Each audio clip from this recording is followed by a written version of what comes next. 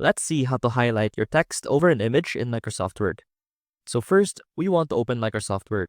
And as you can see here, we have our text and our picture ready. So for example, you would want to highlight the words climate history in this image right here. Now, obviously, since this is an image, you can't just drag your mouse across the screen since that won't work, since the text is embedded in the image itself.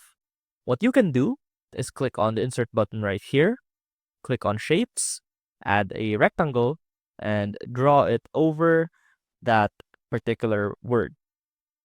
So now let's go on to shape outlines. Make sure that there is no outline.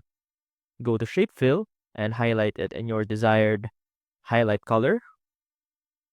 So for this one, we would want to change it to a green highlight, such as this.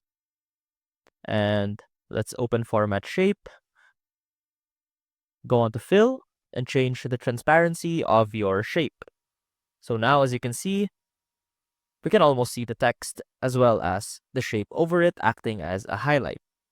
I hope this helped, and that is how you highlight text over an image in Microsoft Word. See you soon!